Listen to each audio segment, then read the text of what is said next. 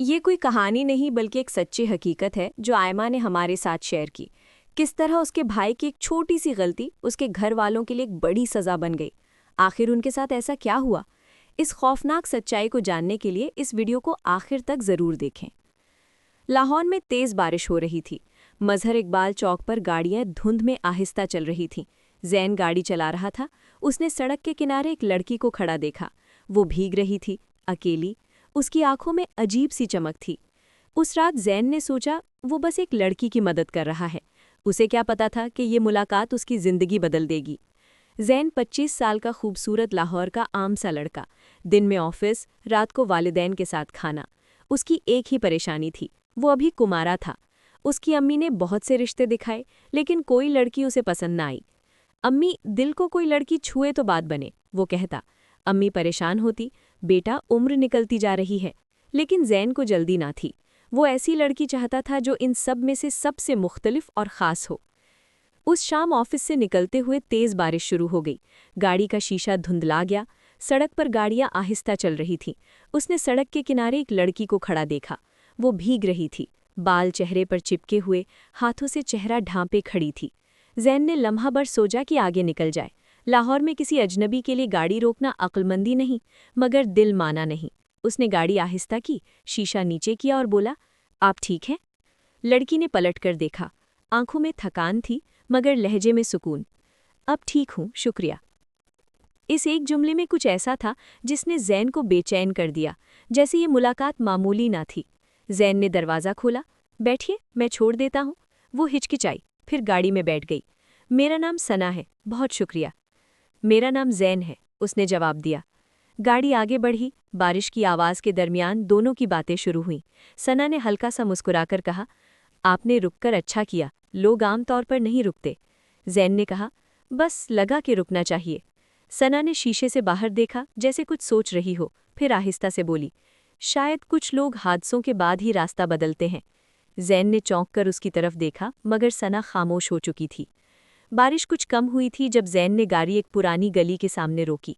सना ने कहा, यही छोड़ दीजिए, मैं आगे चली जाऊंगी। जैन ने हैरान होकर बाहर देखा। सामने एक बोसीदा सा मकान, जिसकी दीवारों से बारिश का पानी बह रहा था। गली सुनसान थी, कोई बंदा नजर नहीं आ रहा था। ये जगह ठीक है? जैन ने पूछा। सना ने मुस्कुराकर जवाब दिया, मैं यहीं रहती हूँ, फिक्र ना करें, मैं पहुँच गई हूँ। वो गाड़ी से उतरी, शुक्रिया कहा और आहिस्ता आहिस्ता चलती हुई अंधेरे में गुम हो गई। वो कुछ देर तक वहीं बैठा रहा। दिल में एक अजीब सी बेचैनी थी, जैसे कोई नामालूम बात अधूरी रह गई हो। बिलाखिर उसने इंजन स्टार्ट किया और घर की तरफ चल पड़ा, मगर दिमाग में सिर्फ एक ही सवाल घूमता रहा, सना, आखिर वो थी कौन?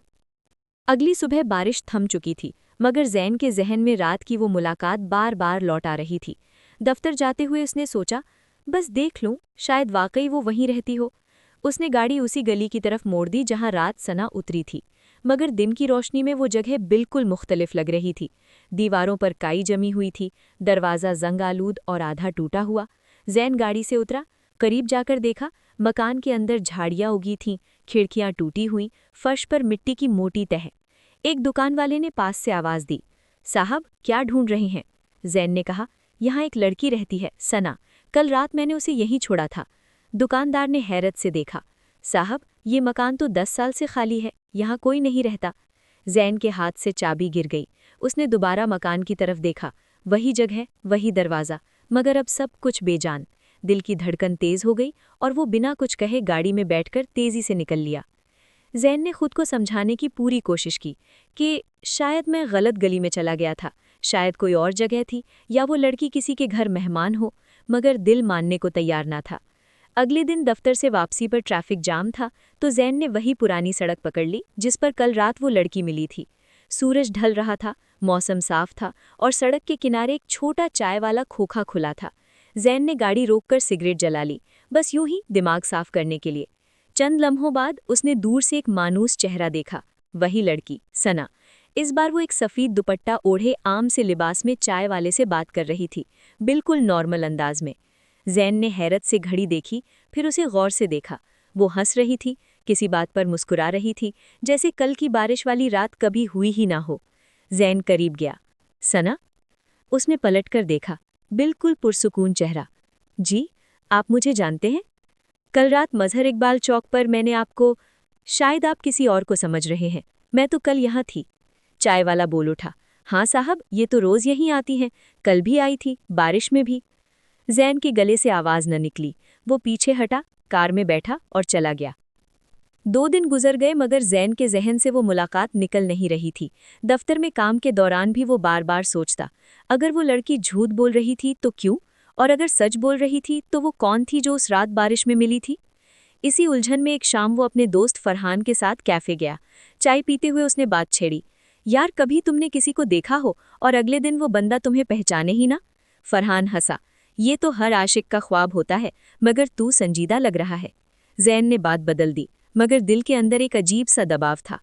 कैफे से निकलकर जब वो पार्किंग की तरफ गया तो उसका कदम रुक गया। सामने थोड़ी दूर वही लड़की खड़ी थी, सना। वही दुपट्टा, वही अंदाज, और इस बार वो उसे सीधा देखकर मुस्कुरा रही थी। वो चंद लम्हे उसे देखता रहा, जैसे यकीन करने की कोशिश कर रहा हो कि वो वाकई वही है। सना, उसने हल्की आवाज में पुकारा। वो मुस्कुराकर बोली, आप मुझे जानते हैं? हम उस रात मिले थे, बारिश में। मैंने आपको डिफेंस तक छोड़ा था।